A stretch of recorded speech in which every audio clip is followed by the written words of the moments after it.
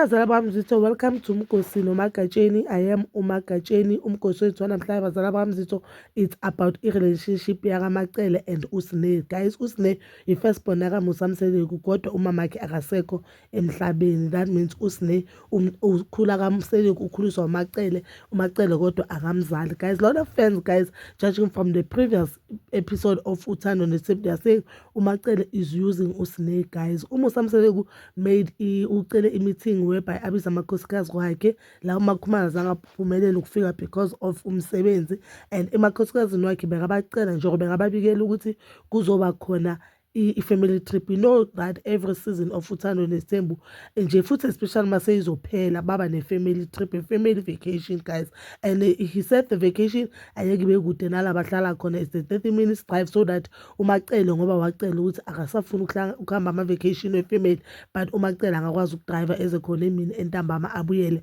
alale kakhe eSeapark. So uMacele wacela ukuthi no, I don't want to be part of that trip as ngengasho, and I don't know ukuthi ungibizileni kule meeting because le meeting ayihlangani nami. Guys, Mongwabe also asked ukuthi why ungahambi nengane zakho, uyancela yini ukuhamba nengane zakho? Then uMusa, being a typical Zulu man or just being a man, ubuzile ukuthi njengoba mangabe asho kanje, does she mean ukuthi kumele ngiphekele ingane?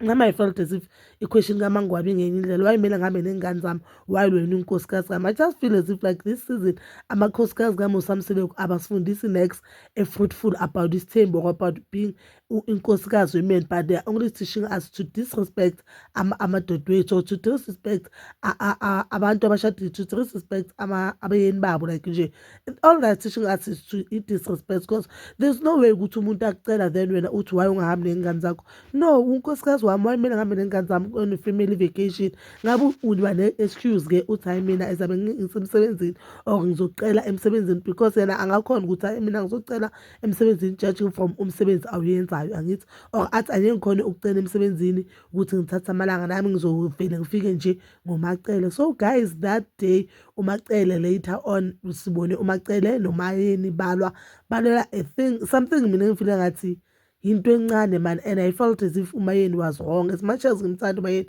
but I felt as if uMayeni was wrong because bathi balwela ukuthi uMayeni ubuza uMusa ukuthi oh makuMacele awukhulumi, but ngabe bokuyimi uzokhuluma. Obviously Macele bekazophendula ukuthi manje mina ngifakelani, even though I felt as if uMacele ube nehaba makasafuna ukuphakamisa isandla, but uMayeni bekamfakelani uMacele, and that question bakangayibuza banoMusa bahleli boyithu or ayibuze emeeting. I didn't see the reason yokuthi ayibuze whereby Macele sekacela ukukhuluma ne-production, ngoba Macele uthi nabakakhuluma ne-production acela ukuyokhuluma noSne.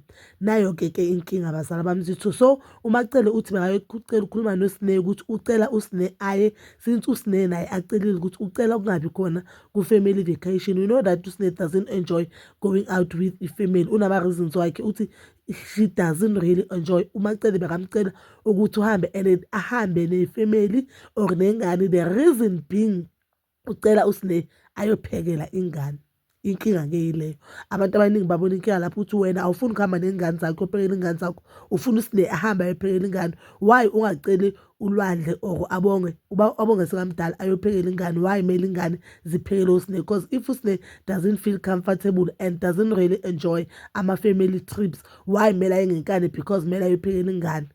But ke omunye umuntu angathi ngoba uSne nayo ingane yakhe ezohamba lapho, and a lot of people they were not happy outfit uSne bekayigcokile kuphathi kababakhe. I for one, mina benganankinga ne-outfit per se, ngimfile ngathi ugcoke kahle, but my problem is their outfits ayazi. If you are following uSne on Instagram, you'll know that jacket, the jacket bekayigcoke on ingane ezithemu, there's some they were wearing all black, and that pants ngingambona ugcokile on one of the TikTok videos or on Instagram. So mina ingqondo nami ngizibusile ukuthi mabathungisa akekho no-one ke emakhosikazi uthi you know what, asithungiseleni uSne guys, asithungiseleni because uMpumelelo bekathungisile amuhle nayo nengane, and ayeke ngis-understand isitori sokuthi uSne akathungiselanga ngoba mhlawumbe ukuthungisela ingane yakhe, but uMpumelelo uthungiselwe.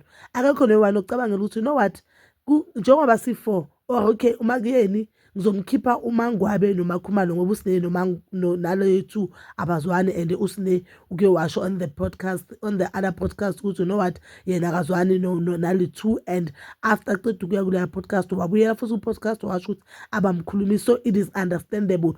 But uMayeni why angacabanganga ukuthi you know what uSine man uSine or yena uMacele athi uMacele udlala irole yokuba umama kaSine athi you know what uSine. And sometimes we just feel as if uMacele ukhulumela uSine kwezinye zezinto, but mawuthi uyazibheka no ezezinto uma azikhalela iziqiniso. It's just that uMacele ufuna ubonakala engathi no mina uSine ngiyamprotecta, like that day kunikwa abo Mpumelelo noLwandle imoto wabuza ukuthi why kunganikwa uSine. Omunye umuntu angayithatha ukuthi okay, and nami that time I felt as if ubuza uqiniso why uSine anganikanga imoto, but wayengabuzelanga abonke. Now I'm thinking ukuthi wayebuza nje ngoba she knew, angithi obvious amakhepha akho, she knew ukuthi a lot of people sizofila ukuthi ukhulumela uSine, she has Sine's back, kanti no makathungisela ingane zakhe impahla wayengathungiselanga uSine. And if you can look at impahla uSine yazigcoka, you can see ukuthi no uSine lapha engathi akaphili kahle. And guys, most of the time amantombazana, I'm not justifying i-behavior kaSine, but sometimes amantombazana uthi ukuthi intombazana iprefer ukuyohlala ne-boyfriend is because endlini akukho mnandi, ekhaya kubo sometimes akukho mnandi. Amanye amantombazana ahleli fat and sad not because they are happy or not because abamameli, or they just feel as if kuma-boyfriend they feel at home, they are more welcomed than ekhaya kubo. But Mzito, you can comment down below your thoughts, and please don't forget to like, subscribe, share, and hit that notification button. Ngikuthanda ukuya nokubuya.